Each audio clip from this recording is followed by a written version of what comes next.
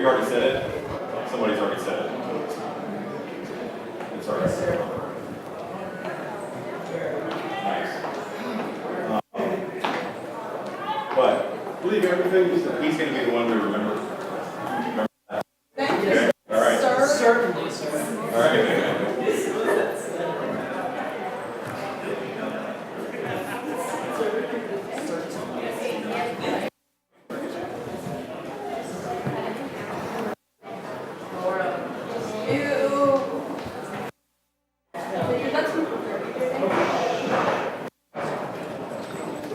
The House will come to order. Members will please take their seats. Sergeant Arms.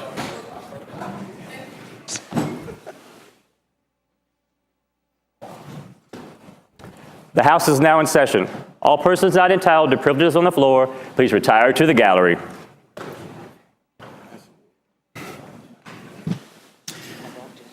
The members will rise and be led in prayer by the Reverend Marnie J. Schneider, Vicar of St. Simon's by the Sea Episcopal Church in Virginia Beach, and remain standing for the Pledge of Allegiance to the flag of the United States of America, led by the gentleman from Colonial Heights, Mr. Cox.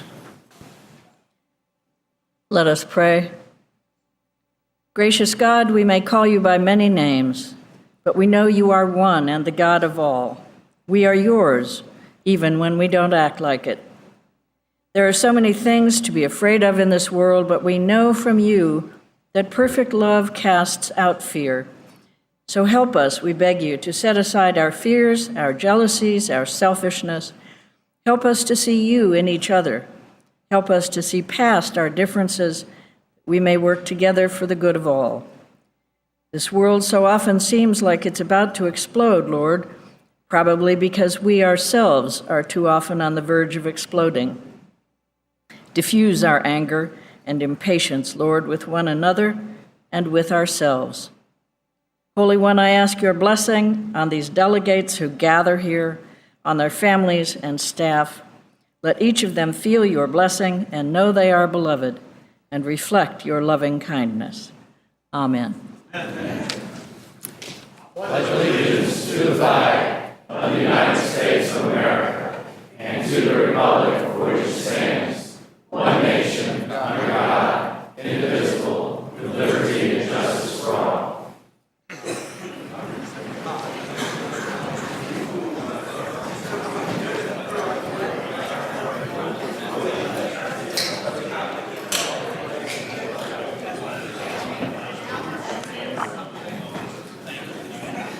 The members will answer the roll call by indicating their presence on the electronic voting board.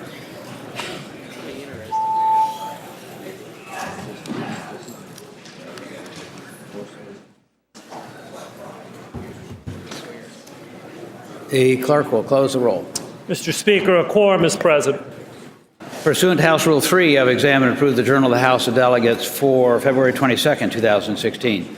Motions and resolutions under Rule 39 are now in order. Does the clerk have any announcements or communications? No communications. Just simply remind the body that on your desk today here in the chamber are the amendments to the budget reported out of the House Appropriations Committee on Sunday. These are your personal copies if you're using hard copies, not electronic, so please keep them here for use on Thursday when we take up the budget. I'll say some of the other things later. Thank you.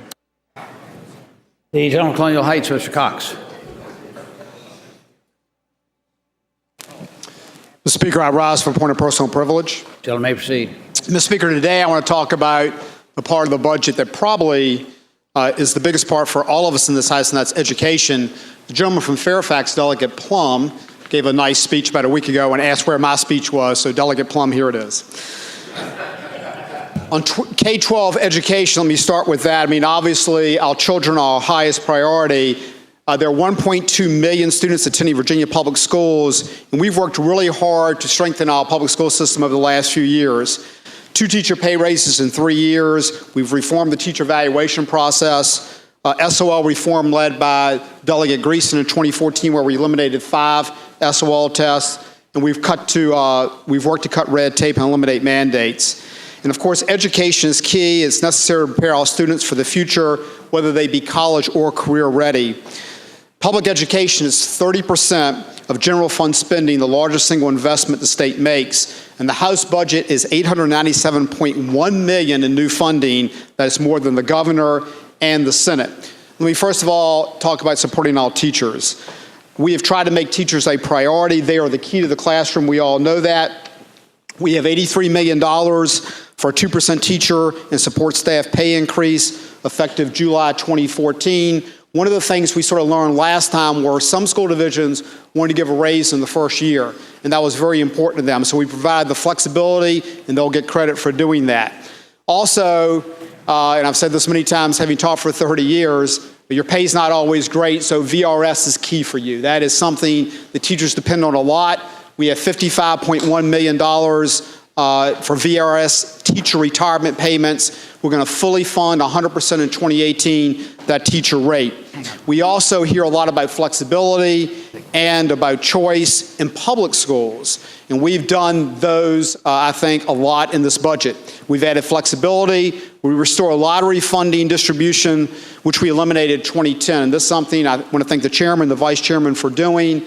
This is very important. We're sending back $272.7 million to local schools on a per pupil basis. That's 50% recurring, 50% non-recurring, but that's the only string.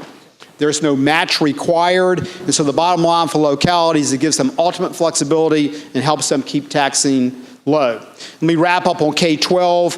We've had some great responses from school leaders all across the Commonwealth. My own Chesterfield County, Diane Smith, who is our school board chair, says, quote, "The foundation of the House's budget proposal is critical investment in school divisions across the Commonwealth. School leaders continue to seek increased flexibility in the funds that we receive." Virginia Beach School Board Chair Dan Edwards, "The House budget provides much needed programmatic flexibility for additional resources by not requiring a local match. The House is removing a significant obstacle."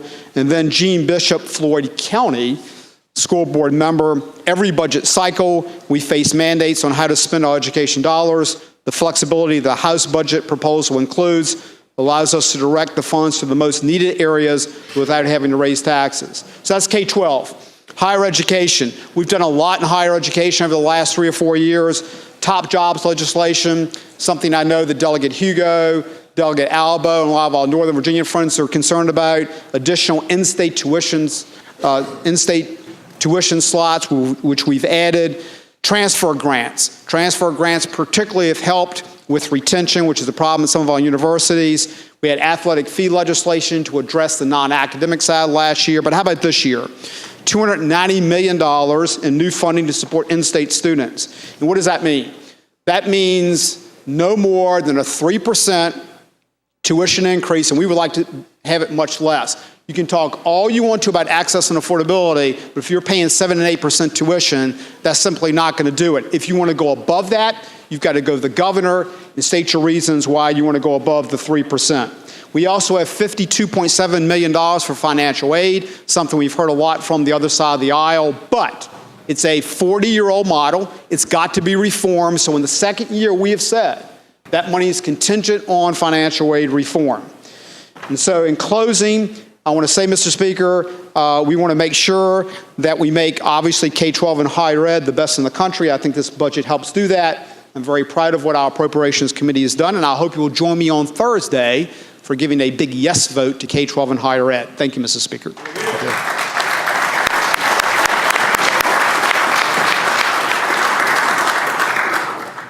The gentleman from Shenandoah, Mr. Gilbert. Thank you, Mr. Speaker. I rise for an introduction. The gentleman has the floor. Mr. Speaker, it's my pleasure and privilege today to welcome participants in Virginia's premier youth development education program, a product of Virginia Cooperative Extension, the 4-H of Virginia. We're joined in the Capitol today by youth from around Virginia, and I know some of them are in the gallery. If you're in the gallery, please stand up if you're here with the 4-H. Please welcome the 4-H. Thank you very much.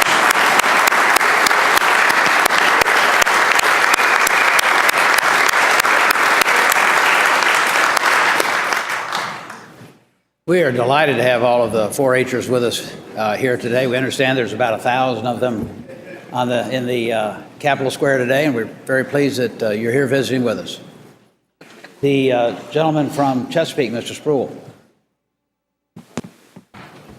So we're out for introduction. We're out for an introduction. Gentleman has the floor. Thank you. Mr. Speaker, members of the House, today I have like the pleasure to introduce a young lady who has the distinction of wearing the crown of Mrs. Wheelchair Virginia 2015. She's the center aisle. Her name is Angela West, was crowned Mrs. Wheelchair Virginia last March in Fisherville, Virginia. Mrs. West was honored by this body in the House Joint Resolution 2018. She is a very accomplished young woman who holds a bachelor's degree from Old Dominion University, a master's degree from Virginia Commonwealth University.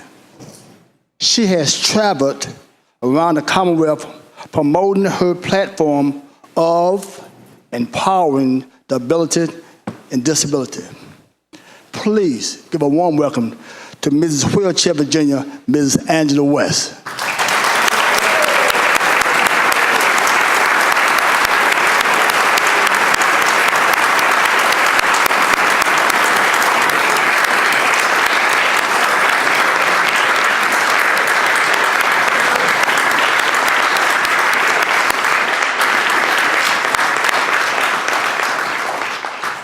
We are truly honored to have Miss Virginia with us today, and we wish you the best as you travel around the Commonwealth.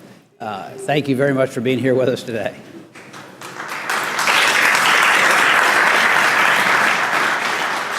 The gentleman from Roanoke City, Mr. Rasul. Thank you, Mr. Speaker. Mr. Speaker, I rise for the purpose of a request. Somebody state it. Could SB 670 on page 615 of the regular calendar be moved on the, could SB 670 be moved to the regular calendar, please? I'm sorry, what page? Page 15.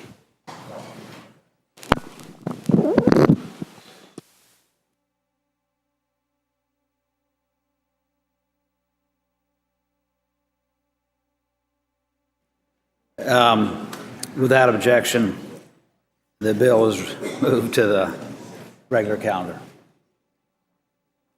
The gentleman from Middlesex, Mr. Hodges. Thank you, Mr. Speaker. I rise for two introductions. Gentleman has the floor.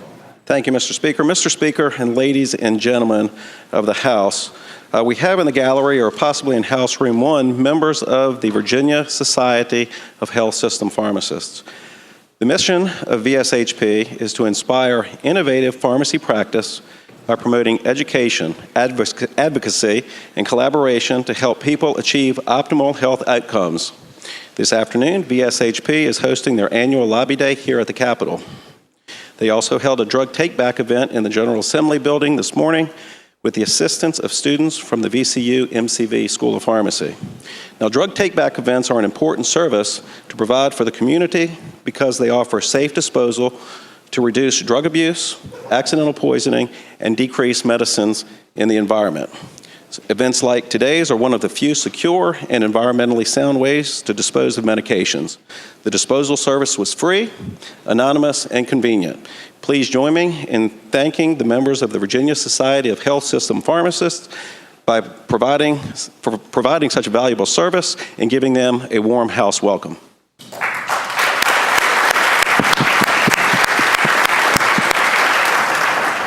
I'm pleased to have the pharmacist with us today. Gentleman from Middlesex.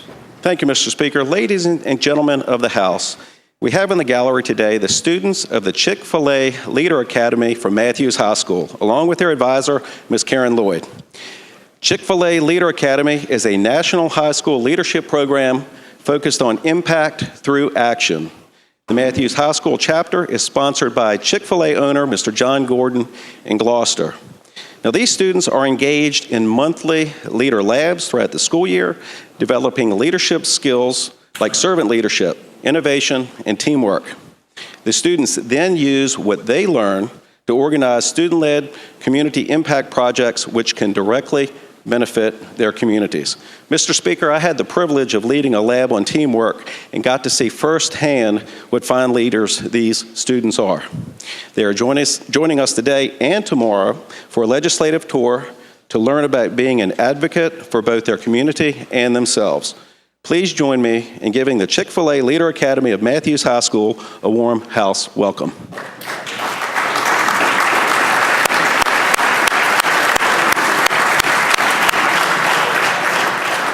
We're delighted to have the Chick-fil-A leaders with us today and hope you enjoy your time here at the Capitol.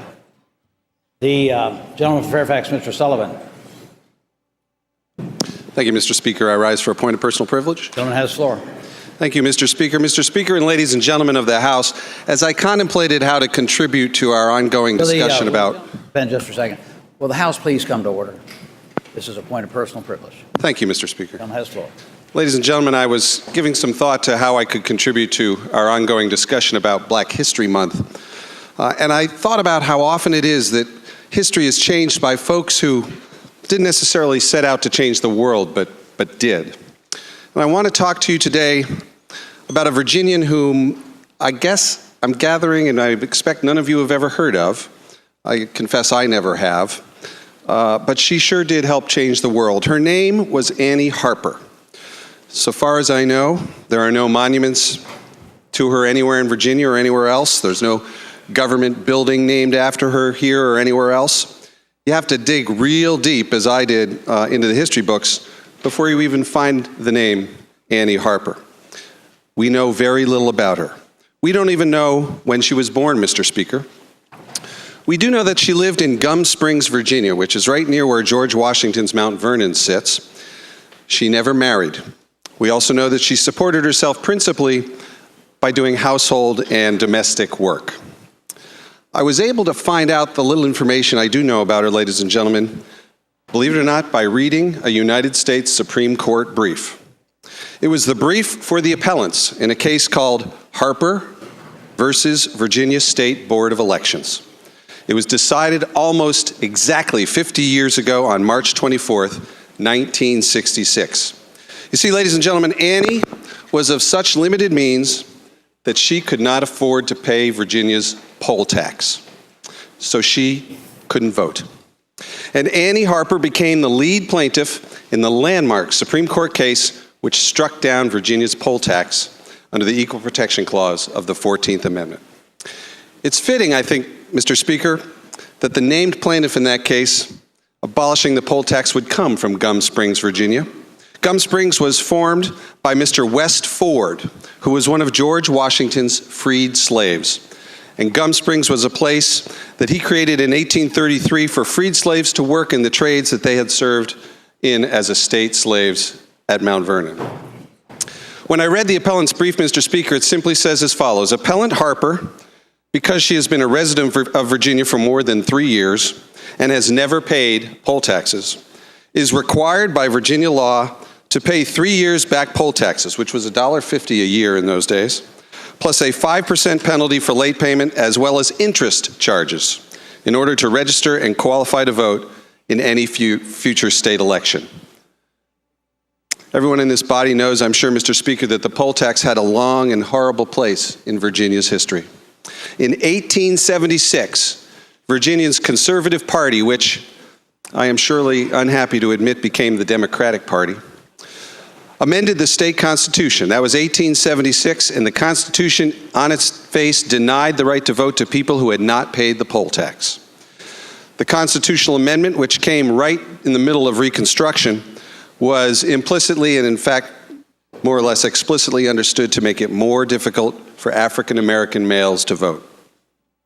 6 years later, in 1882, the Readjusters, a party named the Readjusters, which was a coalition of dissatisfied Democrats, Republicans, and African Americans, removed the poll tax from the state constitution. But just a few years later, in 1901, the state constitutional convention of that year resurrected the poll tax. You heard the gentleman from Fairfax yesterday talking about how that same constitution also constitutionalized segregation in schools.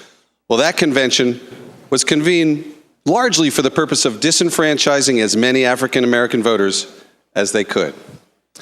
That 1902 convention required voters to prove that they had paid that poll tax of $1.50 for each of the 3 years preceding. The provision effectively denied suffrage to most of Virginia's African American men. John Good, who at the time was president of that constitutional convention, and A.J. Montague, who was the Democratic candidate for governor, did, however, assure Mr. Montague's supporters in all of their campaign literature that, quote, no white man was to lose his vote under any changes in the new Constitution. In 1963, Annie Harper, remember Annie Harper?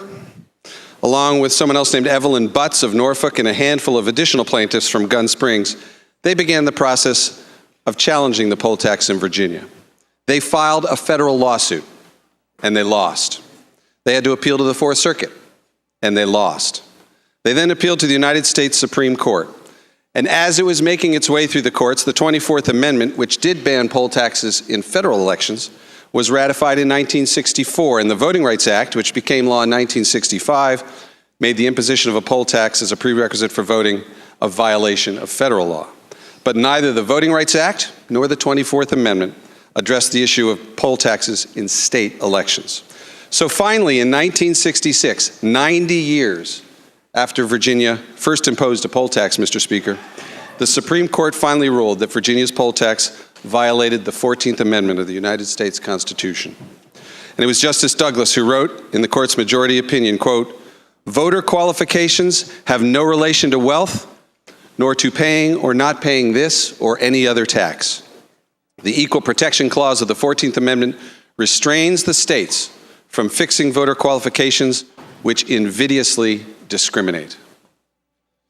So, Mr. Speaker, although Annie Harper doesn't figure prominently in the history books, it is in no small part because of her, this otherwise ordinary but brave woman, and her fight to get access to the ballot that the Supreme Court took the poll tax out of state codes all across America.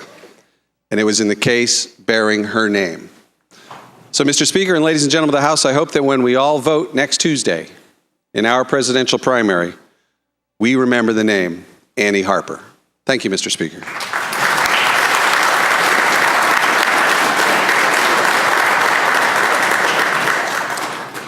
The gentleman from Spotsylvania, Mr. Cole. Thank you, Mr. Speaker. I rise for an introduction. Gentleman may proceed. Mr. Speaker, today we have with us several international students from the Academic Year in America group. If they're in the gallery, I'd ask them to stand. The Academic Year in America brings international high school students from over 40 countries from around the world to the United States to live with American host families for a semester or academic year. These young ambassadors attend local high school and participate with their host families in social and community life. The aim of the program is to develop a greater sensitivity and appreciation of American life on the part of the international students and to stimulate Americans' interest in cultures and languages other than their own. Today visiting are about 12 students from France, Germany, Hungary, Moldova, Pakistan, Tajikistan, and Ukraine, as well as their host families. I hope that we would give them a warm house welcome.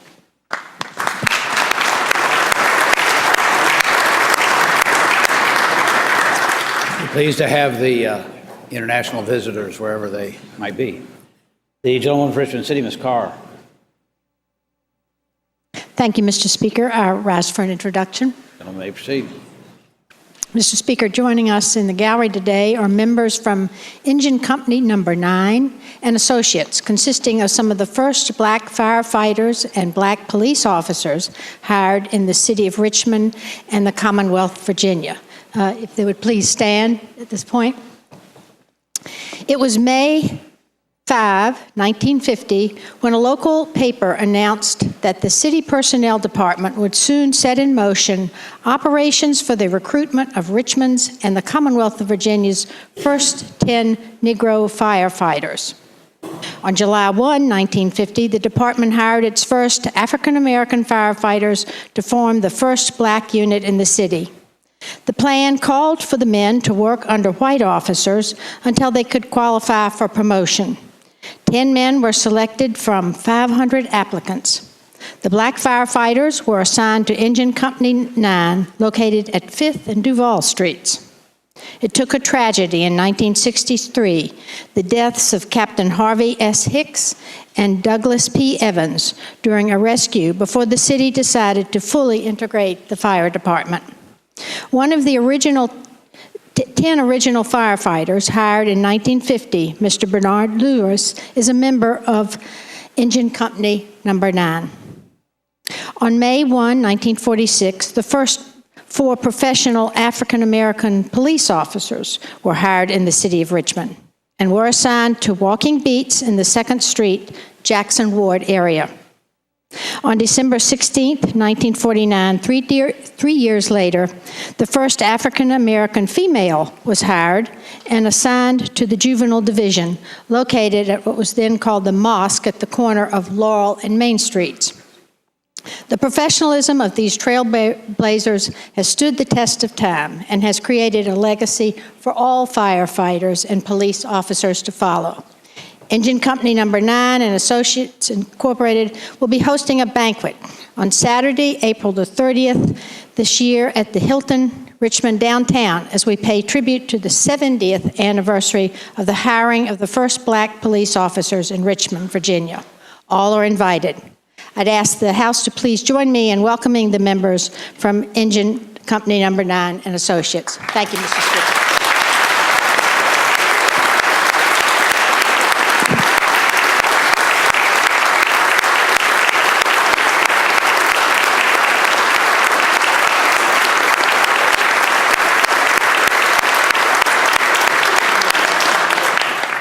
We are honored to have the members from Engine Company Number 9 with us today. We thank you for your service to the City of Richmond, the Commonwealth of Virginia, and thank you for being here today.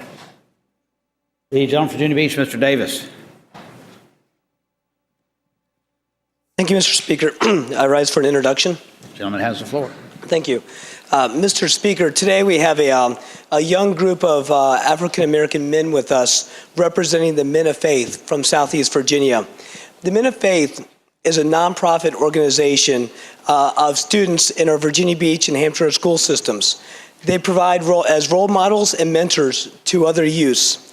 They're visiting the Capitol today to introduce these future leaders to our political process firsthand, and also so they can meet the representatives that represent them.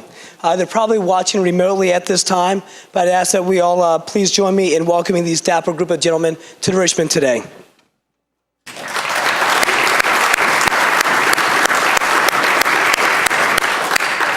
We're delighted to have the leaders with us today. Gentleman from Loudon, Mr. Greason. Thank you, Mr. Speaker. I rise for an announcement. Gentleman has the floor. Mr. Speaker, I know you know I'm going to talk about the basketball game again. Talk about it briefly today, and then I'll talk about it one more time tomorrow. The message for today is they've got more NBA players than we have delegates playing against us. Yeah, and they do need them. Thank you for that commentary. We are going to do our best. I will tell you, we will beat the Senate members. We may not beat the NBA members, but we will beat the Senate members. The second thing I can assure you is our House pages will beat the Senate pages in the cheering competition. That is for sure. And the third thing I can assure you, we are doing very, very well in the donations. In the last several days, so many of you have come and given a donation. Please continue that. It would be great to beat them. If we could get 100%, $5, $10, $20 from everyone in the House, we will win that as well. And Mr. Speaker, this is a fantastic cause that we're supporting, and I appreciate you letting me give an update to the body. Thank you, Mr. Speaker. Are there further motions or resolutions under Rule 39? If not, the clerk will call the calendar. Calendar for the Virginia House of Delegates for today, Tuesday, February 23rd, 2016.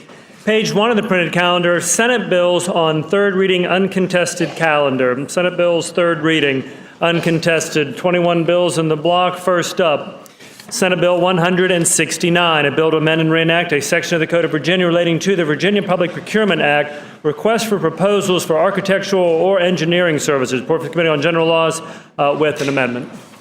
The gentleman from Shenandoah, Mr. Gilbert. Mr. Speaker, could that bill go by temporarily? Without objection, by temporarily.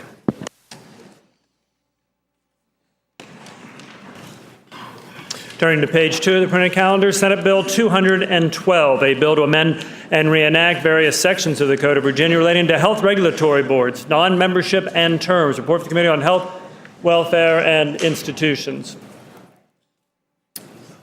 Anybody prepared to handle Senator Donovan's bill? By temporarily. Without objection. Continuing with the block, third reading uncontested, Senate Bill 78, a bill to amend and reenact a section of the code relating to voluntary boundary agreements, GIS map. Report for the Committee on Counties, Cities, and Towns. Thank you, Mr. Speaker. Ladies and gentlemen of the House. Gentlewoman from Fairfax, Ms. Boysko. Thank you, Mr. Speaker.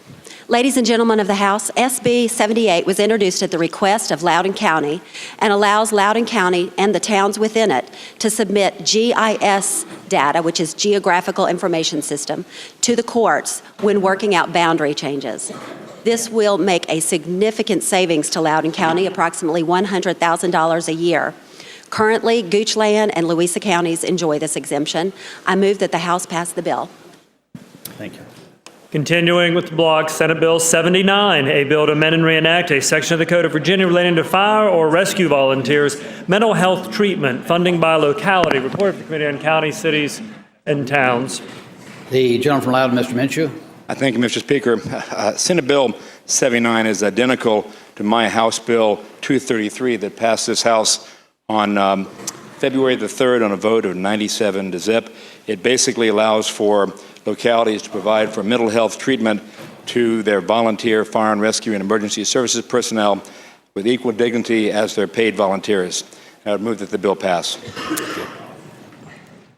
Senate Bill 103, a bill to amend and reenact several sections of several chapters of the Acts of Assembly of 1950 and 1975, which provided a charter for the city of Hopewell relating to affirmative council member votes required. Hopewell Regional Wastewater Treatment Facility Commission. Report for the Committee on Counties, Cities, and Towns. The gentleman from Petersburg, Ms. Aird. Thank you, Mr. Speaker. Mr. Speaker, Senate Bill 103 is a companion bill to my House Bill 183, which is legislation that would permit the City of Hopewell to enact several changes to its charter related to the required number of votes and a name change to the Hopewell Regional Wastewater Facility. Mr. Speaker, members of the body, I hope you will pass the bill. Senate Bill 122, a bill to amend and reenact Section 2 as amended of Chapter 91 of the Acts of Assembly of 1948, which provided a charter for the town of Damascus in Washington County related to time of elections. Report for the Committee on Counties, Cities, and Towns. The gentleman from Washington, Mr. Quinn. Thank you, Mr. Speaker. Senate Bill 122 is the companion to the bill that I carried that moves the elections for the town of Damascus from May to November. I move that the bill pass. Senate Bill 124, a bill to amend and reenact section of the code relating to transition assistance prior to parole or release. Report for the Committee on Militia, Police, and Public Safety. The gentleman from Prince William, Mr. Lingenfelter. Thank you, Mr. Speaker. Mr. Speaker, this bill requires that the Department of Corrections offer prisoners prior to release the opportunity to participate in a transition program to include advice for job training opportunities, recommendations for living a law-abiding life, and financial literacy information. I move we pass the bill. Turning to page 4, continuing Senate bills on third reading, uncontested block, Senate Bill 198, a bill to amend and reenact section of the code relating to carrying concealed weapon exception. Report for the Committee on Militia, Police, and Public Safety. The gentleman from Prince William, Mr. Lingenfelter. Mr. Speaker, Senate Bill 198 adds employees with internal investigation authority designated by the Departments of Corrections pursuant to the Code of Virginia, retired from the Department of Corrections, to listed individuals who may carry a concealed handgun, provided that he carries written proof of the need to carry. I move we pass the bill. Senate Bill 205, a bill to amend and reenact various sections of the Code of Virginia relating to the purchase of handguns by certain officers. Report for the Committee on Militia, Police, and Public Safety.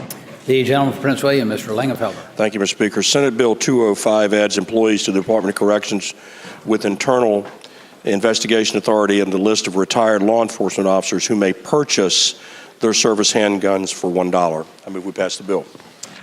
Next up, Senate Bill 266, a bill to amend and reenact a section of the Code of Virginia relating to sheriff's standard vehicle markings. Report to the Committee on County, Cities, and Towns. The gentlewoman from Petersburg, Ms. Aird. Thank you, Mr. Speaker. Mr. Speaker, Senate Bill 266 is the companion bill to my House Bill 1182, which is legislation that would allow sheriff's offices to use marked motor vehicles painted in any solid color. Mr. Speaker, members of the body, I hope you will pass the bill.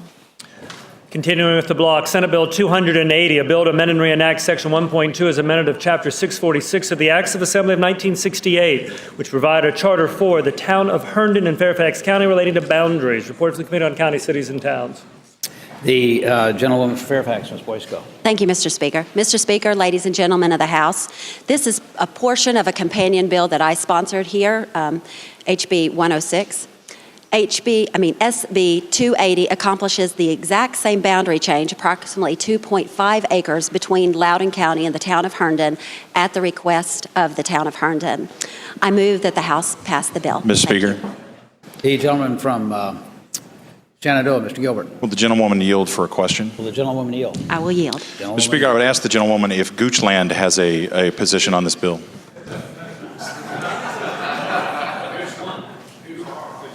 I'm pretty sure they support it, sir. All right. Thank you, Mr. Speaker.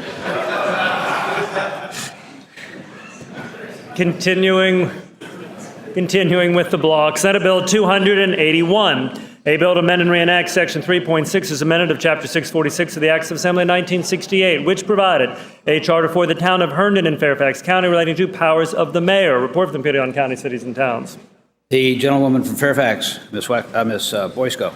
Thank you, Mr. Speaker. Mr. Speaker, ladies and gentlemen of the House, this is the other half of HB 106 that I sponsored earlier in the year and was passed.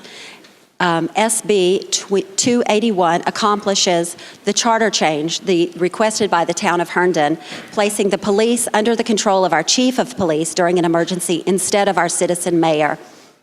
And I move that the House pass this bill. Senate Bill 309, a bill to amend and reenact section of the Code of Virginia relating to annexation. Report from the Committee on County, Cities, and Towns. The gentleman from Rockingham, Mr. Wilt. Thank you, Mr. Speaker. Mr. Speaker, ladies and gentlemen of the House, Senate Bill 309 is identical to my House Bill 945, which passed this body unanimously. It extends the current moratorium on annexation for an additional 6 years. It also calls on the Commission of Local Government to consider the issue and put forth ideas to the General Assembly by December 2018. I move the bill pass.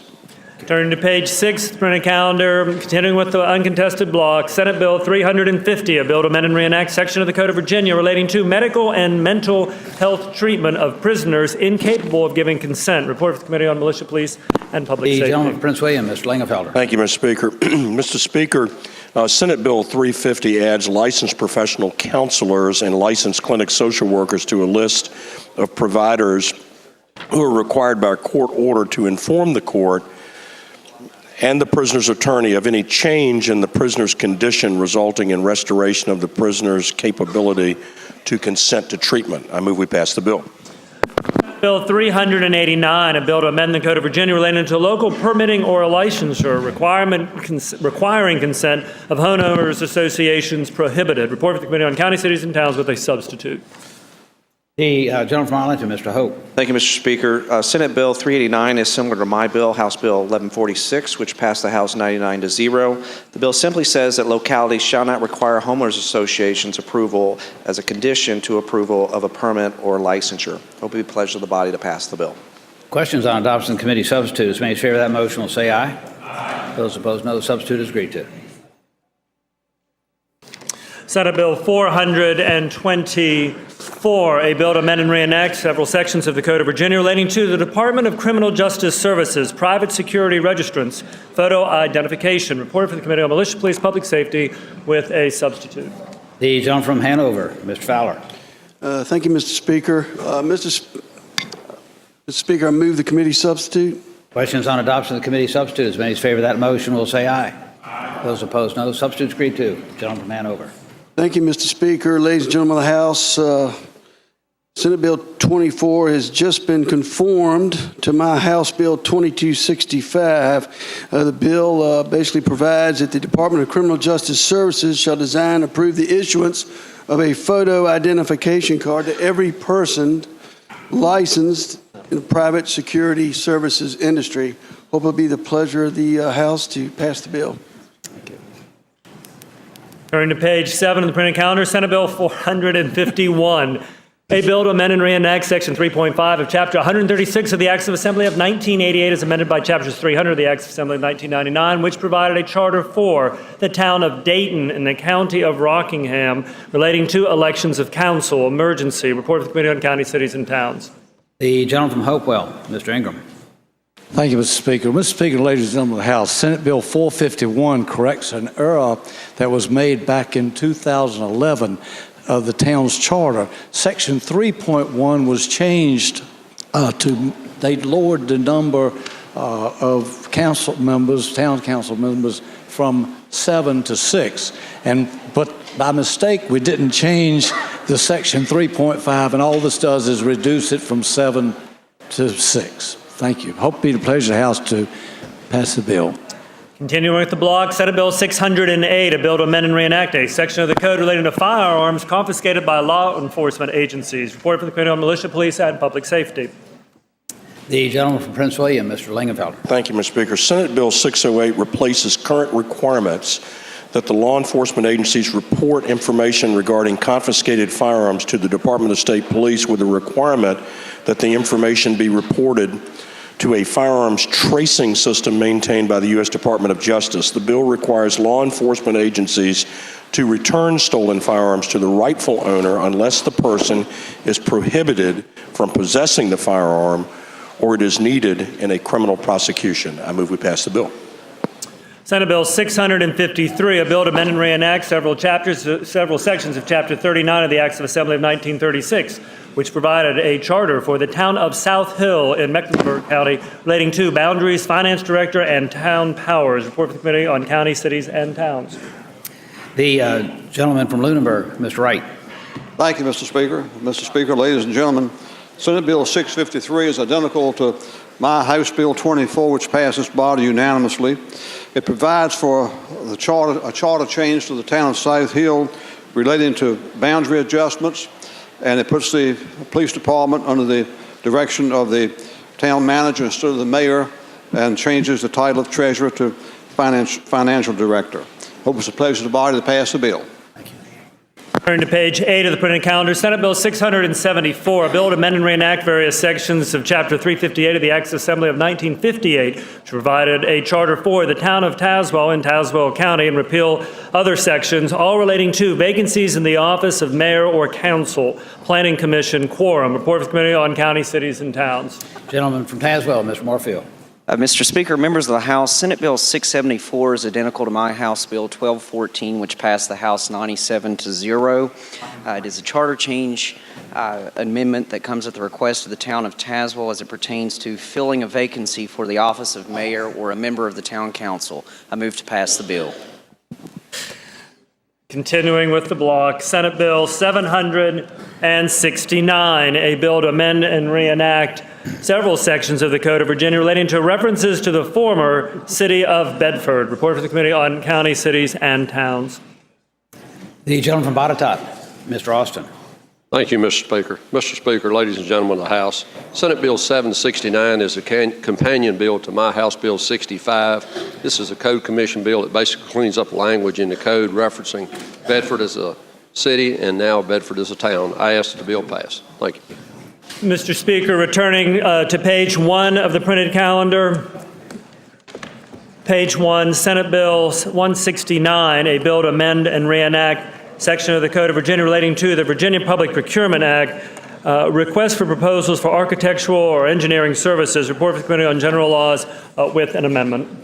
The gentleman from Fairfax, Mr. Albo. Speaker, members of the House, this was my responsibility and I forgot about it, so I apologize. I'm going to ask you to reject the committee amendment. So let me explain the bill real quick. This bill is almost exactly the same as my bill that deals with what a local government does when they're going to select an architect or an engineer to build a building. and it just sets out the rules. The committee wanted to use the word statute, and they wanted to use the word law instead of statute. And the problem is that statute is everything in the Virginia Code.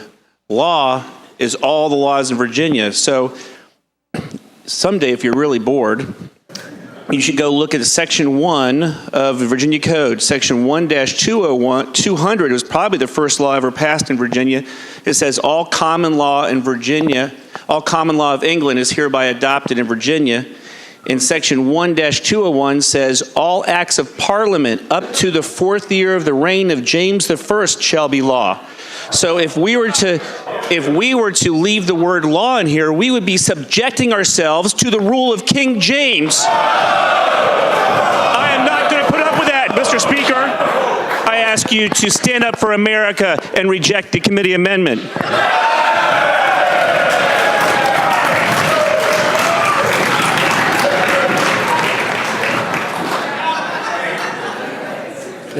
This is all part of his plan to make America great again. The questions on adoption of the committee amendment, as many as favor that motion will say aye. No, you're not supposed to say aye. Those opposed, say no. No! The amendment is not agreed to.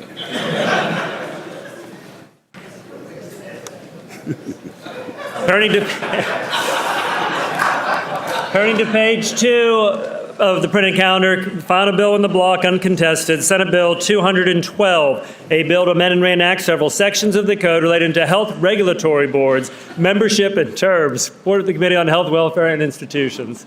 You going to follow that? Yeah. Gentleman Carolina, Ms. Rohrack. My apologies for earlier not handling this, and especially now because I'm following Delegate Albo. But anyway, House Bill 212 is requested by the administration, and more specifically by the relevant boards mentioned in this measure.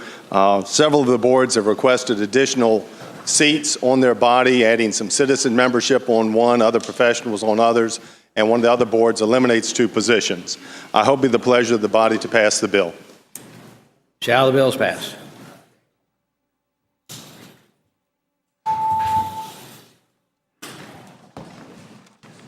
The clerk will close the roll. Ayes 98, no 0. Ayes 98, no 0. The bills are passed. Continuing with the calendar, Senate bills on third reading. Mr. Speaker. Charlottesville, Mr. Toscano. Mr. Speaker, I rise for motion. Gentleman has the floor. Mr. Speaker, having voted on the prevailing side by which we passed that huge block of votes just a minute ago, I hope that I move that we reconsider the vote so my dear colleague can cast a vote for the block. Thank you. Mr. Speaker? Gentleman from Shenandoah. Speaking to the motion? The gentleman has the floor. I think we also have some dear colleagues who didn't push their button. So thank you, Mr. Speaker. The gentleman from Charlottesville, Mr. Toscano, moved that having voted on the prevailing side by which we passed the uncontested calendar to third reading, we reconsider that vote. As many as favor that motion will say aye. Aye. Those opposed, no. And that motion is agreed to. Shall the bills pass?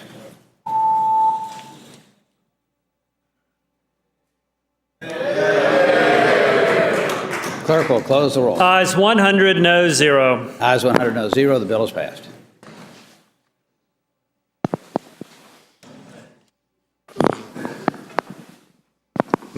Continuing with today's calendar, Senate bills on third reading regular calendar. Senate bills third reading regular. Senate Bill 4 is a bill to amend and reenact a section of the code relating to non-consecutive jail days. Report of the Committee on Militia, Police, and Public Safety with a substitute. And, Mr. Speaker, there also is a floor amendment to the committee substitutes. Mr. Speaker. The gentleman, Prince William, Mr. Lingenfelder. Mr. Speaker, I move the committee substitute. The questions on adoption of the committee substitute, as many as favor that motion will say aye. Aye. Those opposed, no. Substitute is agreed to. Gentleman from Prince William. Thank you, Mr. Speaker. Mr. Speaker, Senate Bill 4 replaces the provision limiting non-consecutive days in jail for the purpose of allowing the defendant to retain gainful employment with good cause standard, and allows the court to sentence the defendant to non-consecutive days in jail only if the active portion of the sentence remaining to be served is 120 days or less. The bill allows the court to sentence felons to non-consecutive days in jail if the felon was not an act if the felony was not an act of violence as defined in the code and the Commonwealth does not object. The substitute that we just adopted reinstates the existing language of the code that allows the court to sentence the defendant to non-consecutive days for the purpose of retaining gainful employment rather than for good cause. It also changes the limit of the active sentence left to serve from 120 days to 90 days. Finally, the substitute provides that the court may not sentence the defendant to non-consecutive days in jail if the Commonwealth objects. Prior to the substitute, the Commonwealth's objection could only prevent the court from sentencing the felon to non-consecutive days in jail. I move we pass the bill. The clerk will report a floor amendment. Floor amendment to the committee substitute just adopted, offered by Delegate Simon. On line 17 of the committee substitute, after the word days, insert the phrase, for a person convicted of a felony. The gentleman from Fairfax, Mr. Simon. Mr. Speaker, speaking to the floor amendment. Thank you. Mr. Speaker, members of the House, what this amendment does is it puts this particular language back into the House version that was in the Senate version that passed the Senate 40 to nothing. You know, this was good enough for the Senate. They liked it so much that this is the way they wanted it to read. This is a really good bill. I really support what this bill is trying to do. This bill wants to give people who've been convicted of nonviolent felonies an opportunity to remain gainfully employed, continue with their jobs, so that they don't have to lose their job, go to jail for a long block of time, and then suffer all the difficulties that we see felons suffer when they try to re-enter the workforce and re-enter society. These are folks that are not violent, they haven't committed a crime against any other person, and we want them to be able to do that. And because it's a felony, though, and because we want to make sure that there's some confidence that this really is somebody who's appropriate for this sort of a treatment, the Senate version gave the Commonwealth's attorney the opportunity to object and said, hey, this person doesn't really fit the category. Maybe we pled this felony down from something else, and so they might fit the statute, but they don't really fit the category of the kind of person who deserves this kind of treatment. What the House substitute does is it says that the Commonwealth can object to anyone, even as somebody who's only committed a traffic offense, from being able to serve non-consecutive days and serve their time on weekends. So what this does is it makes it much more difficult for people that are misdemeanors, people that are traffic offenders, and actually, most importantly, people that are behind on their child support payments. Do we want people that are behind on their child support payments to make it more difficult to go to work so they can make those child support payments? So, Mr. Speaker, members of the House, I would hope that you would adopt this amendment, put this bill back in the posture that it was originally intended in the Senate, where it passed 40 to nothing. Thank you, Mr. Speaker. The gentleman from Prince William, Mr. Langenfelder. Mr. Speaker, so that the House understands, I believe we talked about this particular amendment in the committee and chose not to do so. And so I would like to yield to the gentleman from Rockbridge, who is the maker of the amendments in the committee. The gentleman from Rockbridge, Mr. Klein. Thank you, Mr. Speaker. Speaking of the amendment, floor amendment. Gentleman has the floor. Mr. Speaker, ladies and gentlemen of the House, I'd ask you to reject the floor amendment. I'm glad that the gentleman is so pleased with the Senate version, but as is the case so often in this body, we take the product from down the hall and make it better. Here we have done that again because the version that came down from the Senate not only did not include the opportunity for the Commonwealth to object in General District Court, which we have added in the substitute, but it also removed the work requirement. There wasn't even a work requirement in the Senate version. So the gentleman talks about weekend time for work, but the version that we had before us, before these amendments, would have allowed for weekend time for anything, or for good cause, as the language was in the Senate version. So we strengthened the bill. We made it more consistent by making sure that the weekend time applied for misdemeanors and felonies, but also we made sure that the Commonwealth's objection applied for misdemeanors and felonies. So it's consistency, it's improving the product, and ask you to reject the floor amendment. Mr. Speaker, will the gentleman yield for a question? Gentleman from Charlottesville, Mr. Toscano. Mr. Speaker, will the gentleman yield for a question? Will the gentleman yield? I yield. Gentleman yields. Mr. Speaker, I asked the gentleman, he just made mention of the Senate bill in that it didn't have a work requirement, but even under the gentleman from Fairfax's amendment, there is a work requirement in the bill, is there not? Mr. Speaker, I'd say to the gentleman, yes, through the hard work of the Militia and Police and Public Safety Committee, a work requirement was added to the compromise, which has the support of the patron, and that includes the misdemeanor objection language. I thank the gentleman for providing that information. Thank you. The gentleman from Shenandoah, Mr. Gilbert. Speaking to the amendment, Mr. Speaker. Gentleman has the floor. Mr. Speaker, the gentleman from Fairfax suggests that the fact that the bill passed in the form he would like it, 40-0 in the Senate, somehow represents some wisdom to which we should look for, to trust the will of the Senate that they have vetted this bill properly. I think those of us who have seen Senate committees at work and who have worked on House committees understand that the bills that pass the Senate 40-0 are the ones that we should really be worried about. So I would ask that we reject the floor amendment, please. Gentleman from Alexandria, Mr. Levine. Mr. Speaker, will the gentleman yield? Delegate Klein? Will the gentleman from Rockbridge yield? I yield. Gentleman yields. My question, Mr. Speaker, is, as I understand it, the only difference between the amendment that you crafted and the amendment that Delegate Simon crafted is that if there's a misdemeanor, like a traffic offense, and the Commonwealth attorney objects, you would not allow someone who has a traffic offense to serve that on weekends. Is that correct? Mr. Speaker, I'd say to the gentleman that to provide consistency, which was the goal of the bill, to allow for weekend time for felonies and misdemeanors, we ensured that the Commonwealth's objection could apply to both felonies and misdemeanors as well. So yes. I thank the gentleman. The questions on adoption of the floor amendment offered by the gentleman from Fairfax, Mr. Simon. As many as favor adoption of the floor amendment will please say aye. Aye. Those opposed, no. No. Floor amendment is not agreed to. Shall the bill pass?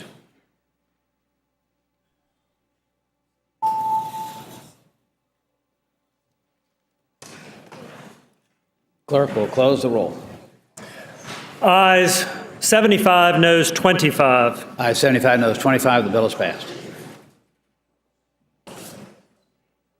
Continuing with Senate bills on third reading, regular, page 9 of the printed calendar, Senate Bill 361, a bill to amend the Code of Virginia relating to tree conservation ordinance notice, forward from the Committee on County, Cities, and Towns with a substitute. The gentleman from Fairfax, Mr. Sullivan. Thank you, Mr. Speaker. I move the committee substitute. Questions on adoption of the committee substitute. As many as favor that motion will say aye. Aye. Those opposed, no. The substitute's agreed to. The gentleman from Fairfax. Thank you, Mr. Speaker. Mr. Speaker, with the adoption of the committee substitute, this bill is now identical to my HB 647, which passed this House overwhelmingly a couple of weeks ago. It allows a locality with a tree conservation ordinance to post signs on property that's proposed to be redeveloped with a single-family home, notifying the public of a pending grading plan application. I move that the House pass the bill. Shall the bill pass?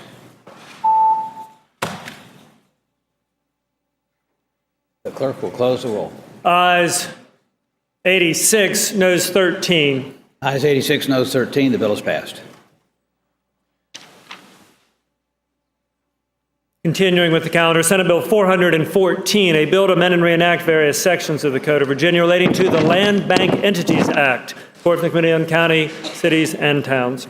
The gentleman from Danville, Mr. Marshall. Thank you, Mr. Speaker. Mr. Speaker, Senate Bill 414 is identical to House Bill 268 that passed this ADS in 19 noes, so you want to maybe check yourself. But what the purpose of this bill is to take abandoned or derelict structures and get them back into a state so that they can be paying property tax. But this authorizes a locality or combination of localities to establish a land bank by ordinance. A public hearing is required prior to the creation of a land bank, and the sources of inventory are either foreclosed properties or either properties that are given. The property would be heavily burdened tax delinquent properties, and if you look at line 134, the land bank authority shall neither possess nor exercise the power of eminent domain. I move we pass the bill. Shall the bill pass?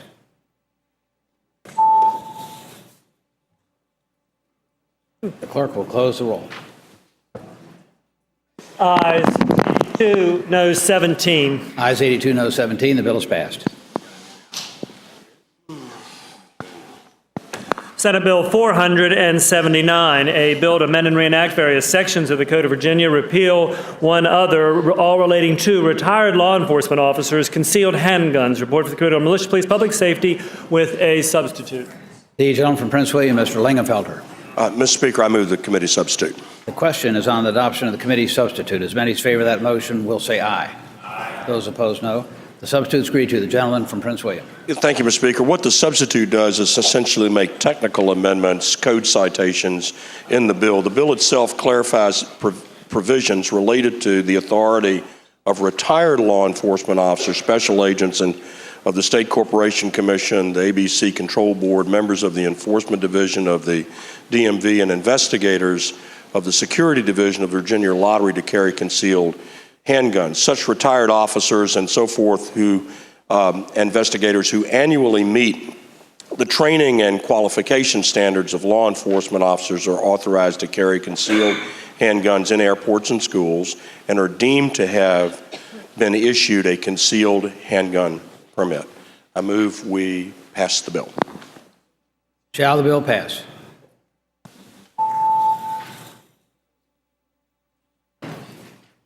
The clerk will close the roll. Ayes 92, noes 6. Ayes 92, noes 6. The bill is passed.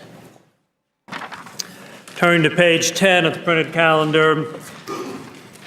Next, Senate Bill, third reading regular, Senate Bill 527, a bill to amend and reenact a section of the Code of Virginia relating to reimbursement of expenses, response to bomb threat. Forward for the Committee on County, Cities, and Towns. The gentleman from Spotsylvania, Mr. Cole. Thank you, Mr. Speaker. Senate Bill 527 allows localities to recoup some of the costs involved to responding to a bomb threat, up to $1,000 for someone who is convicted of a felony in violation of the bomb threat statute. I move that we pass the bill. Shall the bill pass?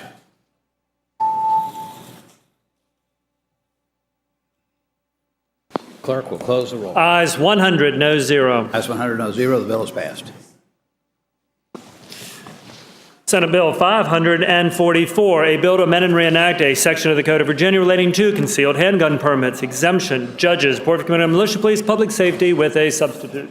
The gentleman from Prince William, Mr. Lingenfelter. Thank you, Mr. Speaker. I move the committee substitute. The question is on adoption of the committee substitute. As many as favor that motion will say aye. Aye. Those opposed, no. The committee substitute is agreed to. The gentleman from Prince William. Mr. Speaker, Senate Bill 544, as it originally was drafted, provides that a judge or retired judge of the Commonwealth may carry a concealed handgun throughout the Commonwealth without a permit.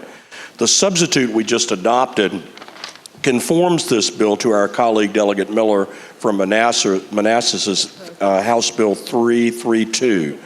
Rather than allowing a judge or retired judge from carrying concealed weapons without a permit, the substitute provides that, in addition to the current exemption, a judge, justice, or retired judge or justice who possesses a valid concealed carry permit may carry a concealed handgun wherever the judge or justice travels in the Commonwealth.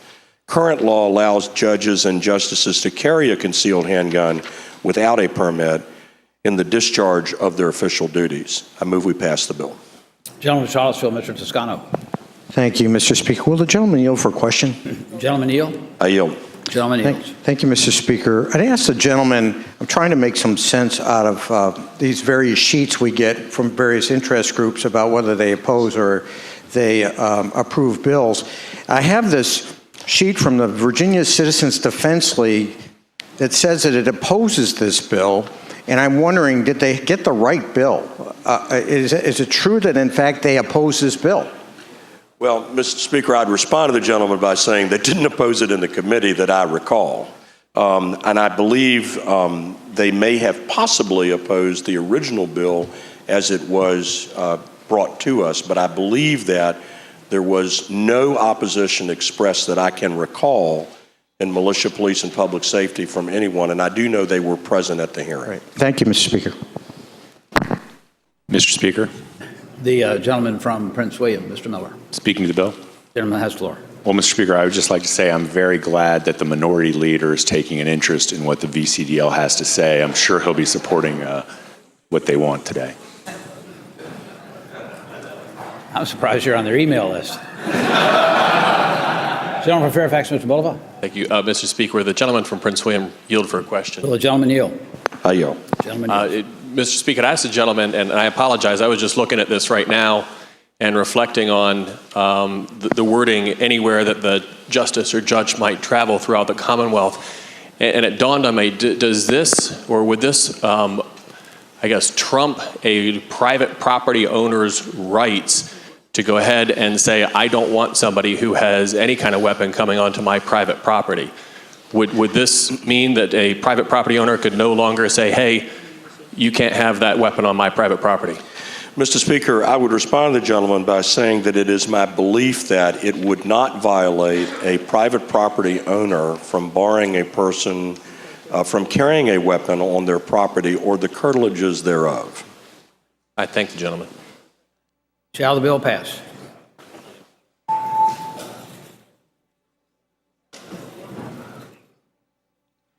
Clerk will close the roll. Ayes 94, noes 6. Ayes 94, noes 6. The bill is passed. Continuing with the calendar, Senate Bill 549, a bill to amend the Code of Virginia relating to conditional zoning. Report for the Committee on County, Cities, and Towns with a substitute. Mr. Speaker, I'd also advise the body there is a floor substitute as well as floor amendments to the committee substitute. The question, the gentleman from Shenandoah, Mr. Gilbert. Mr. Speaker, I think I would first move the committee substitute. The Just do one of them, and I'm not sure what the, looking at Mark's mentions the word cost, which seems like it's adding one more definition. About that one, this one was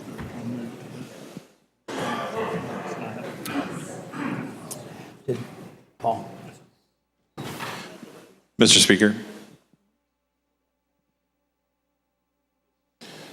Point of information, Mr. Speaker. Gentleman state. Would the chair prefer that I simply address maybe procedurally where we would be upon the adoption of the committee substitute such that we could speak to that all in the, I think, or perhaps you're about to give me some guidance on what we should do first.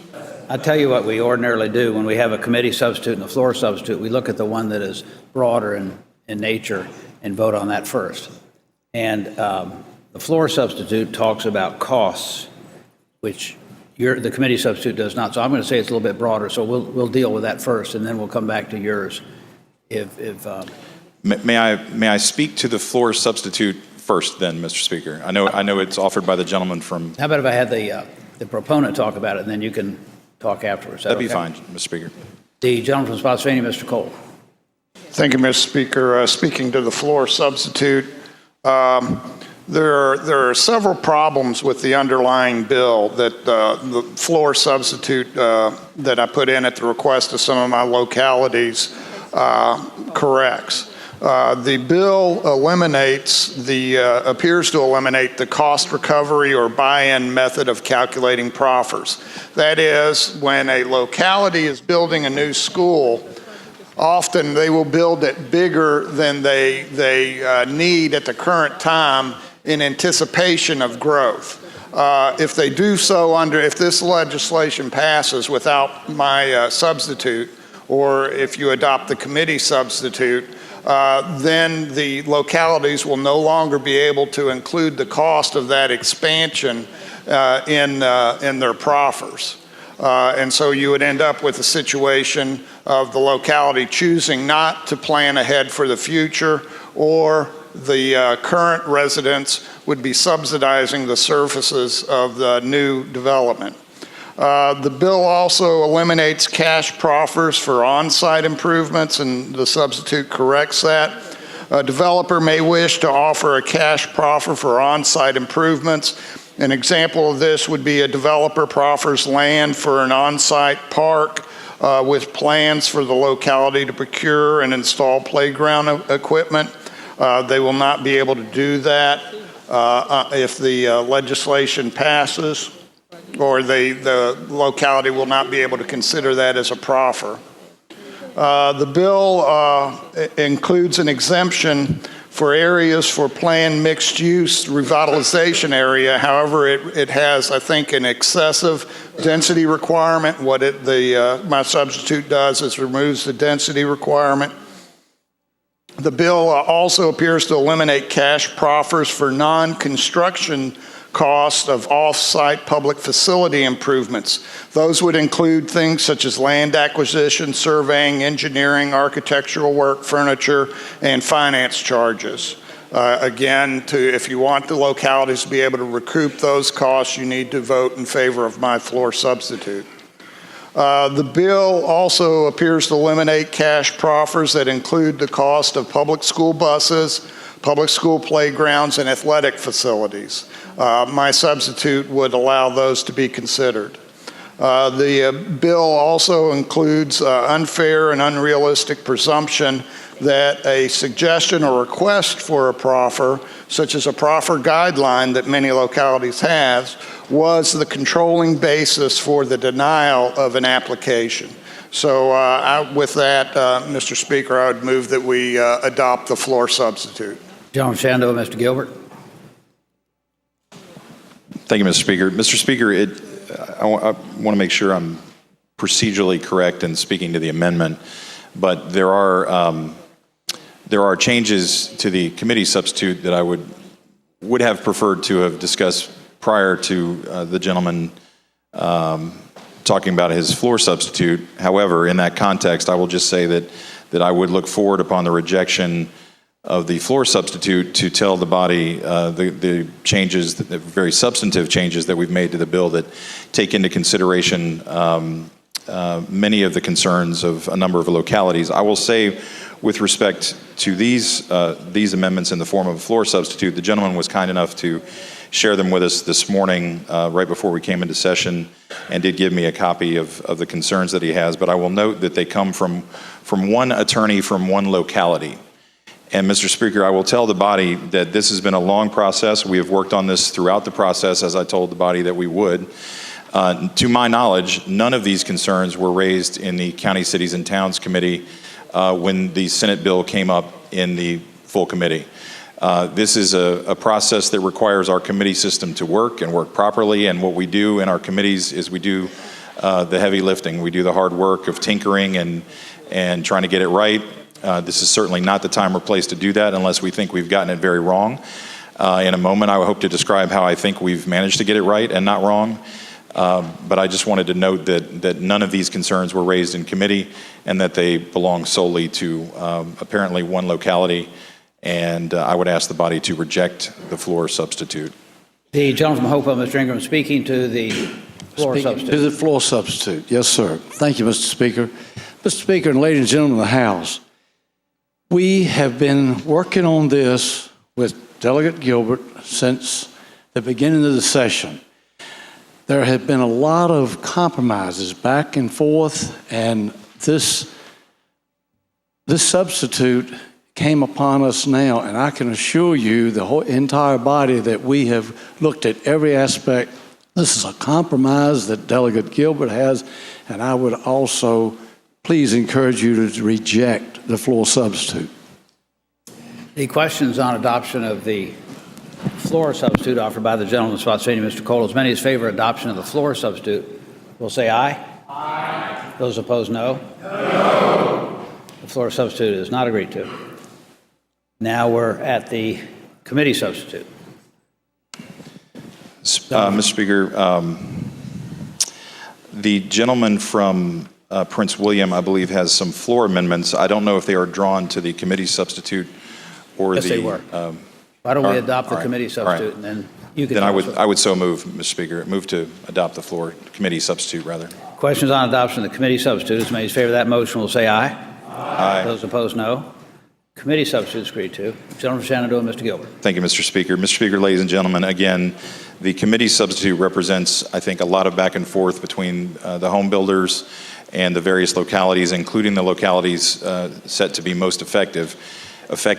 Of course, I will remind the body that the localities that will be most affected by this are those who we believe have run afoul of the original intent and purpose of the proffer system, in that it was originally intended to recoup costs in advance that would be used for infrastructure, essential services, roads, police, fire, schools, et cetera, and it has gone far beyond that. And I mentioned that there's a locality that's just been sitting on $170-some million worth of proffer cash in an account that they have right now. And so, Mr. Speaker, we believe that this system is being abused, that it has gotten out of balance, and this bill is just intended to bring it back into balance. And to that end, I think the home builders have worked very hard with VACO and VML and several individual local governments to bring about the changes that I will now describe. I'm sure, blessedly, yes. Mr. Speaker, the first is that at the request of Fairfax County and Loudoun County, there's an exemption in the committee substitute that has been added for the planned and future Metro Rail stations, and an exemption for all localities that create a revitalization area for mixed-use development. This is something I think I alluded to when my bill left the House, that we would be adding that to the bill. Includes mixed-use development for certain mass transit lines, smart growth areas, and other related issues within their comprehensive plan. The second thing that it does, as promised, Mr. Speaker, is that it removes the interior and exterior architectural proffer prohibitions that were, I think, so concerning to a couple of localities, including Henrico and Chesterfield. That has been removed from the substitute. Third, and I think this is something that the gentleman from Spotsylvania had one issue with, the addition to the definition of public parks to be expanded to include recreational facilities and recreational fields. Fourth, Mr. Speaker, you may recall that on the floor, we removed the compensatory damages component, and that's also not present in the Senate bill. In fact, it goes beyond that to change the shall as it relates to attorney's fees and costs that a court shall award to a may. So much more permissive and not mandatory in that. And then finally, Mr. Speaker, there's an enactment clause that ensures that it doesn't apply to applications for rezoning that are filed prior to the effective date of the act. Again, Mr. Speaker, all of that is after many, many meetings and back and forth. I know not everybody is happy, but I will note that only 2 localities were remaining that opposed this bill in counties, cities, and towns before it got to the floor. I'm sure, I don't know, I wasn't there for that. I'm sure one of them was Fairfax County, in full disclosure. But everybody else, if they are not happy, they did not say so. And so I would move that the bill pass. The clerk will report floor amendment. Floor amendments to the committee adopted substitute by Delegate Marshall of Prince William. 3 amendments. Amendment number 1 on line 63.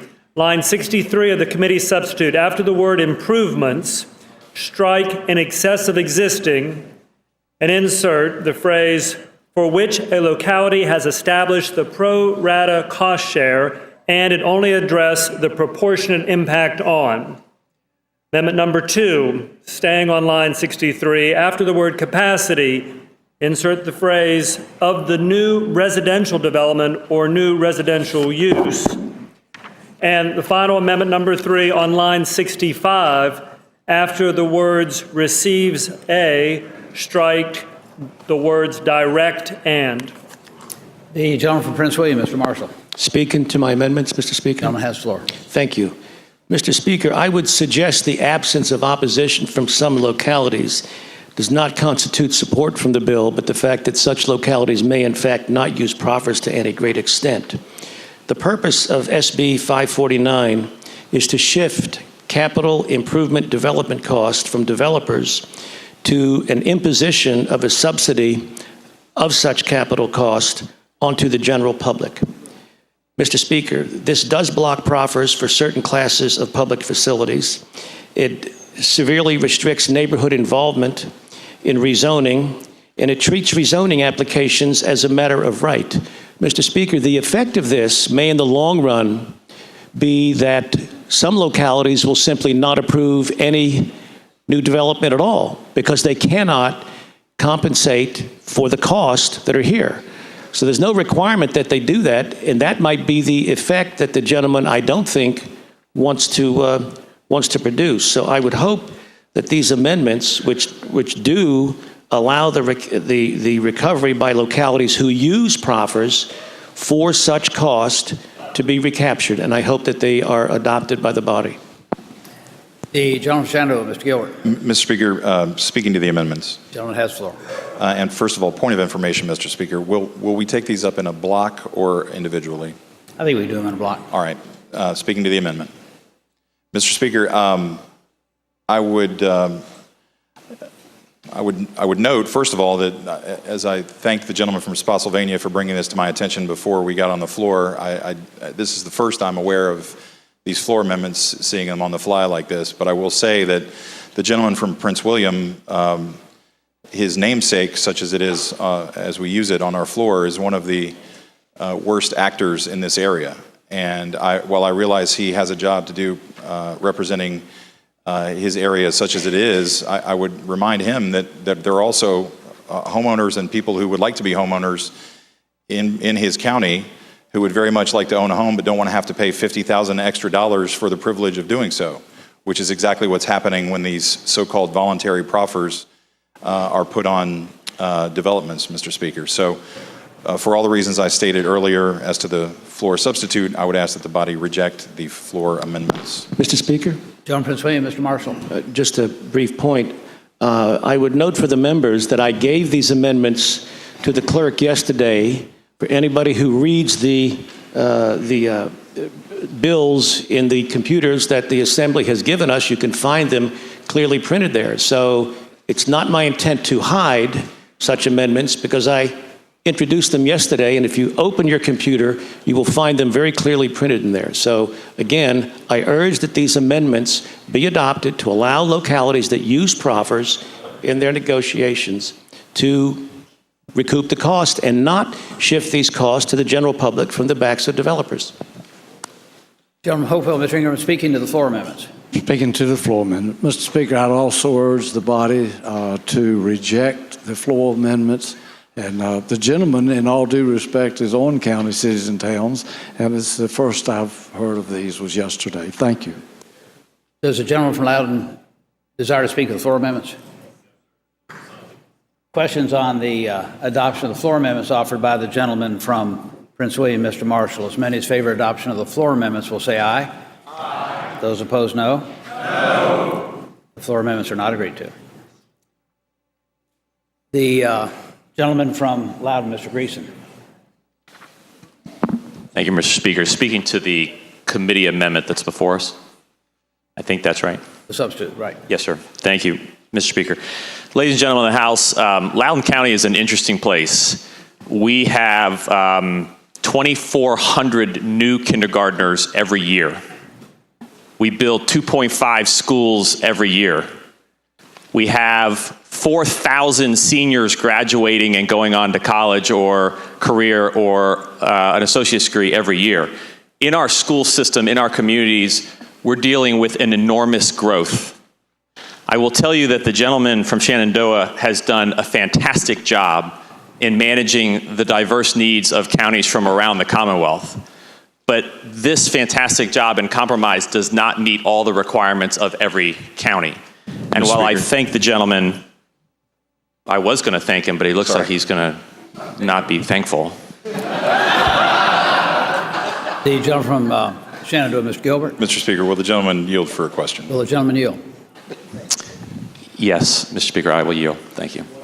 Mr. Speaker, with the understanding that I clearly should have let him thank me first, I misspoke earlier, but it's 126 million.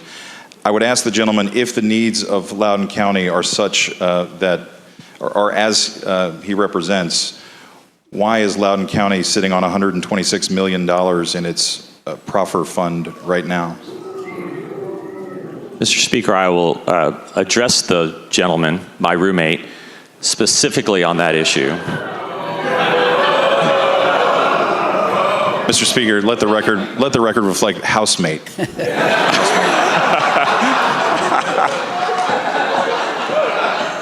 Gentleman from Suffolk, Mr. Jones. That's TMI, too much information. Mr. Speaker, let the record reflect my former housemate. Mr. Speaker, $126 million is a ton of money, but we will build $126 million of schools next year. And I tell you that because this is a unique circumstance in the Commonwealth.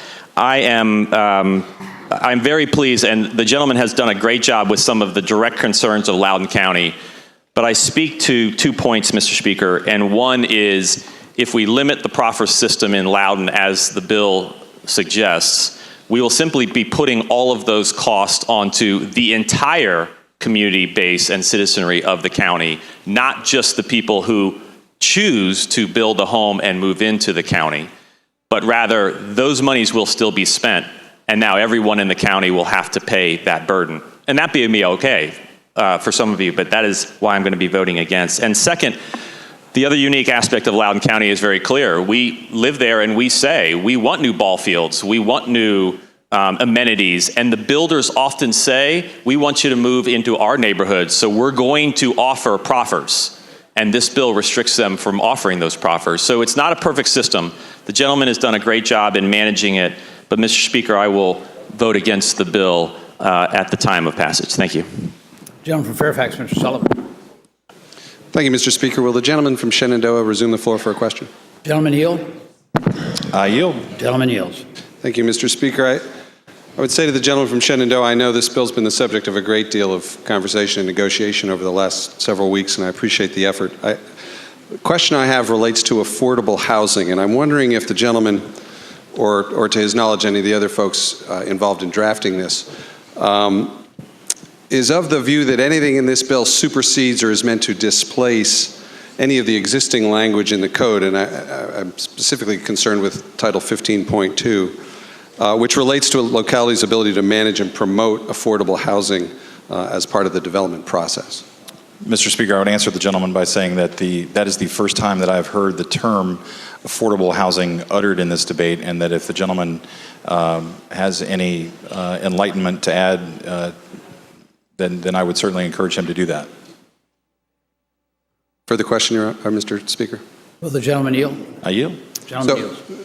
The question I have for the gentleman is whether there's been any discussion to his knowledge that he's been involved in about the effect on localities concerning the promotion of affordable housing that this piece of legislation might have. Mr. Speaker, I think I would respond to the gentleman by suggesting to him that I believe I just answered his question to the extent I believe possible. But we can try a third time if that. I thank the gentleman, Mr. Speaker. Gentleman from Charlottesville, Mr. Toscano. Thank you, Mr. Speaker. Will the gentleman from Shenandoah resume the floor for a question? Will the gentleman yield? I yield. Gentleman yields. Thank you, Mr. Speaker. And I'd like to thank the gentleman for the work he's done on this bill, too. It does look like there's a lot of compromise that went into this bill. But I have a question that really relates to what the gentleman from Loudoun referenced with the building of schools and $126 million.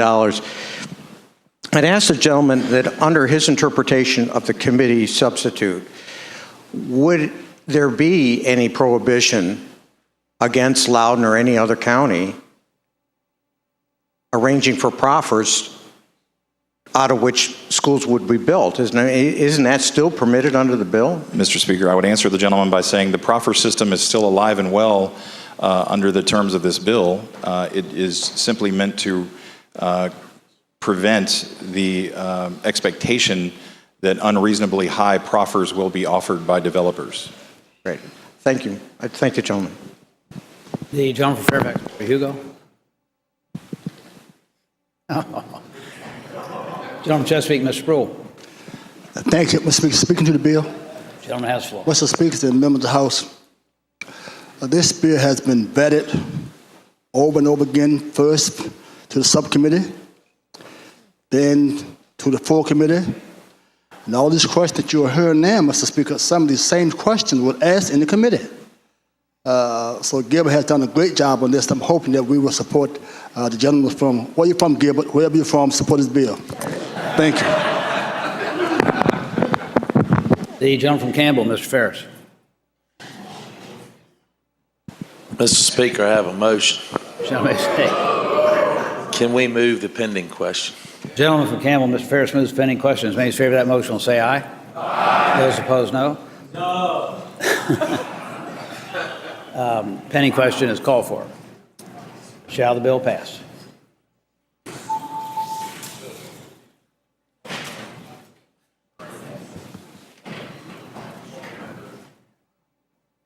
Clerk will close the roll. Ayes 72, noes 26. Ayes 72, noes 26. The bill is passed. Continuing with the calendar, Senate bills on third reading, regular, page 11 of the printed calendar. Senate Bill 615, a bill to amend, reenact a section of the code relating to purchase of weapons other than handguns by certain officers, reported from the Committee on Militia, Police, and Public Safety. The gentleman from Prince William, Mr. Langenfelder. Thank you, Mr. Speaker. Mr. Speaker, this bill 615 allows officers of certain agencies to purchase at fair market price, with the approval of the agency head, weapons other than handguns that are issued for personal use of an officer, as long as the weapon is the type and configuration that can be purchased at a regular hardware sporting goods store by a private citizen. The bill is identical to House Bill 51, which reported from Militia and Police and Public Safety 22-0 in the House 97-0. I move we pass the bill. The gentleman from Powhatan, Mr. Ware. Mr. Speaker, would the gentleman from Charlottesville resume the floor for a question? Will the gentleman yield?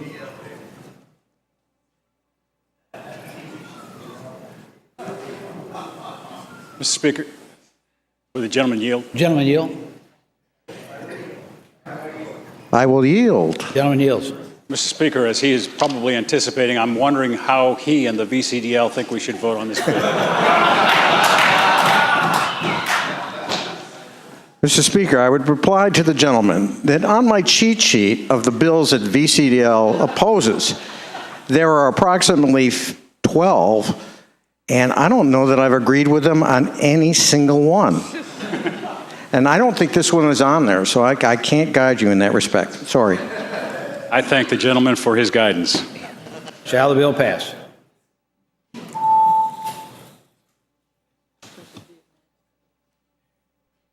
Clerk will close the roll. Ayes 100, no 0. Ayes 100, no 0. The bill is passed.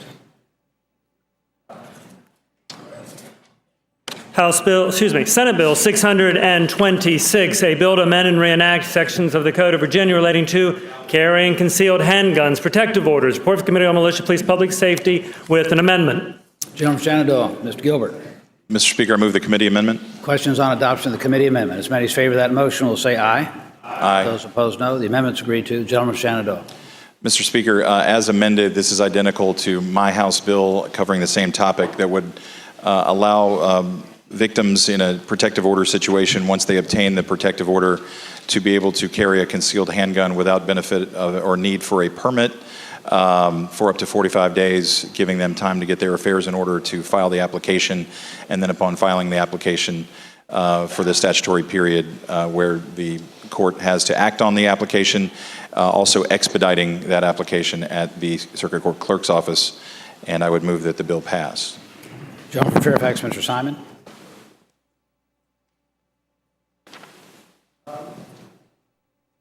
Mr. Speaker, I yield to the gentleman from Charlottesville. Okay, gentleman from Charlottesville, Mr. Toscano. Thank you, Mr. Speaker. Will the gentleman from Shenandoah yield for a question? Will the gentleman yield? I yield. Gentleman yields. Thank you, Mr. Speaker. I think we recall a debate when your bill came through the House, and if I'm not mistaken, This applies to emergency protective orders, preliminary protective orders, and permanent protective orders, some of which may be obtained ex parte or without a judicial proceeding. Am I right? Mr. Speaker, I would respond to the gentleman that he is correct. Okay. Would the gentleman yield for another question? Will the gentleman yield? I yield. Gentleman yields. Mr. Speaker, to ask the gentleman, does he have any idea how many of these protective orders in total have been issued in the Commonwealth of Virginia in the last year? Mr. Speaker, I would respond to the gentleman by suggesting that I'm sure that he knows, and he's about to tell us in a moment how many it is. But I would tell the gentleman and the body that certainly this is a matter of personal preference, and that in any instance where someone feels so inclined and so fearful that they choose to take this step, far be it from us, given what we know about domestic violence, that we would inject ourselves into a victim or potential victim's choices about how they undertake their personal safety. Mr. Speaker, will the gentleman yield for a question? Will the gentleman yield? I yield. Gentleman yields. Mr. Speaker, I'd ask the gentleman, if he understands that sometimes I don't know the answers to every question, and that the reason I would reasonably ask a question like that would be that I would like to know potentially how many people could be out there running around with guns with their protective orders in their back pocket without getting any training or for concealed weapons use at all. Well, Mr. Speaker, I would answer the gentleman by saying, as he knows, if it were up to me, every law-abiding person in Virginia who chose to do that would be, as he said, running around protecting themselves as they see fit. However, I don't happen to know the number of people either to whom these protective orders would apply, or more specifically and more, I think importantly, how many of them would choose to protect themselves in this way if they had the right to do so. Mr. Speaker, speaking to the bill at the appropriate time. Gentleman has floor. Thank you, Mr. Speaker, ladies and gentlemen of the House. I didn't speak to this bill when it came before, and I understand the sincerely held belief of the gentleman. He feels very strongly about the ability of anybody to carry, I think, anywhere at any time. And there are a lot of people who feel that way. But our role, I think, as legislators is to make sure we understand what we're getting ourselves into when we pass these laws. That's why I asked that question about how many protective orders are issued.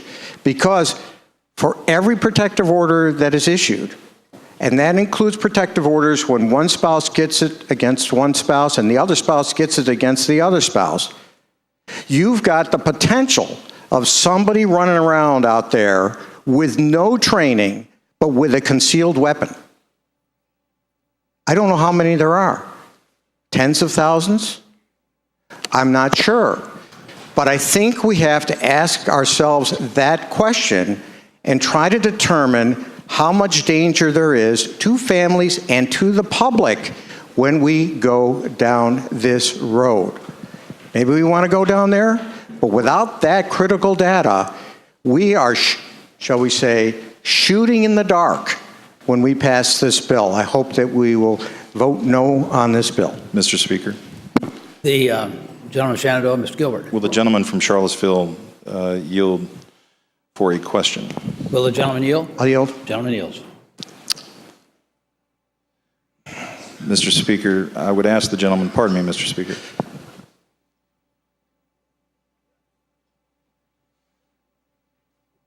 Mr. Speaker, I would ask the gentleman if he truly believes in the need for training, as he just articulated, why he voted against my bill that would provide that training to people in this circumstance. Well, Mr. Speaker, I'd say to the gentleman, we're debating this bill. We're not debating another bill.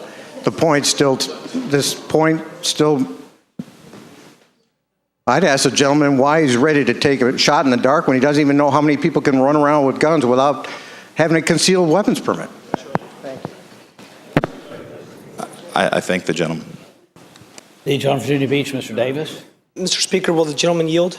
Which gentleman would that be? Charlottesville, sorry, for a question. Will the gentleman yield? I will not yield. Thank you. Gentleman declines to yield. The gentleman from Fauquier, Mr. Weber. Mr. Speaker, we've been deliberating. I have a motion. I couldn't really hear that. You might hold that. Sorry. I have a motion. Gentleman, It's not the virus that's going around. I don't know what's going on. I move the pending question. Gentleman from Fauquier, Mr. Weber, moves the pending question is made. In favor of that motion will say aye. Aye. Those opposed, no. The pending question is called for. Shall the bill pass?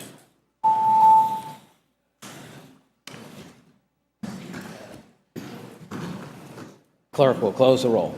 Ayes 69, noes 31. Ayes 69, noes 31. The bill is passed.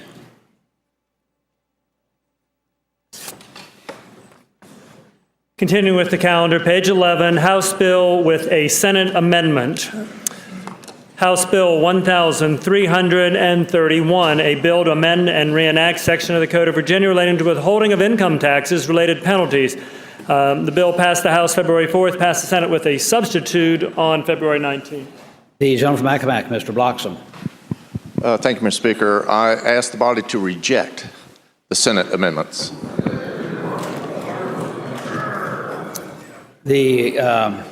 Shall the Senate substitute be agreed to?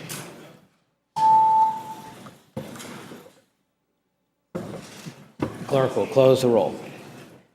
Ayes 1, noes 99.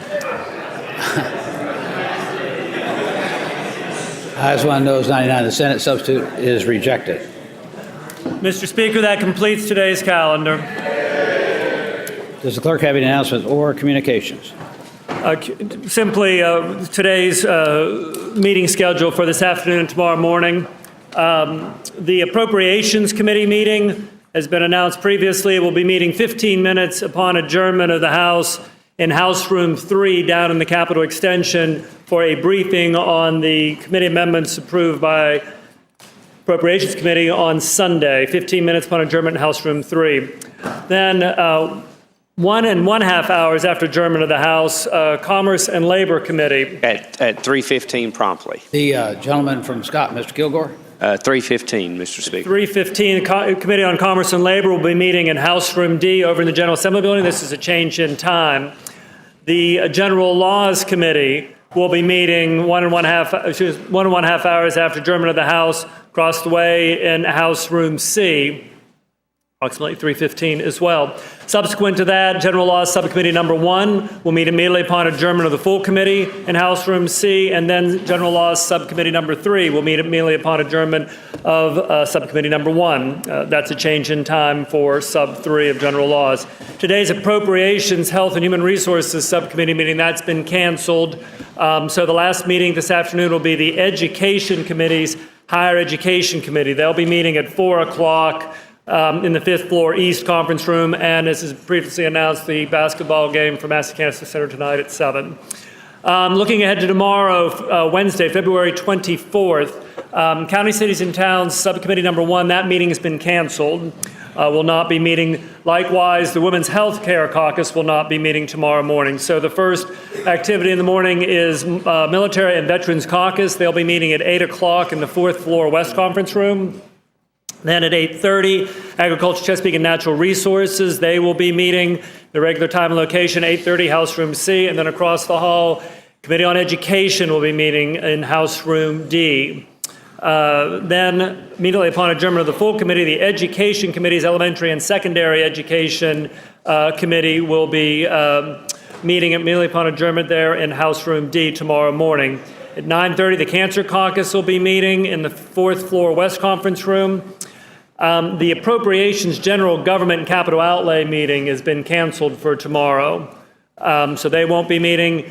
Then the Democratic Caucus will meet tomorrow at a different time, 10:45 in House Room 2, 10:45 in House Room 2 for the House Democratic Caucus, and the Republican Caucus will be meeting at 11:30 a.m. in House Room 1 here in the Capitol. That completes the announcements I have. Other than the last reminder, pursuant to House Rule 73, floor amendments to the budget bill must be submitted to the clerk's front desk staff here by tomorrow, February 24th at noon. That and all other information about consideration of budget matters was sent in an email to everyone on Friday. If you have any questions, come please see me. Thank you. The gentleman from Colonial Heights, Mr. Cox. The Speaker, I move when the House adjourn today, adjourn to reconvene tomorrow at 12 noon. The gentleman from Colonial Heights, Mr. Cox, moves that when the House adjourn today, adjourn to reconvene tomorrow at 12 noon. As many as favor that motion will say aye. Aye. Those opposed, no. That motion is agreed to. The gentleman from Colonial Heights, Mr. Cox. Mr. Speaker, I move the House do now adjourn. The gentleman from Colonial Heights, Mr. Cox, moves the House do now adjourn. As many as favor that motion will say aye. Those opposed, no. That motion is agreed to. The House stands adjourned until 12 noon tomorrow.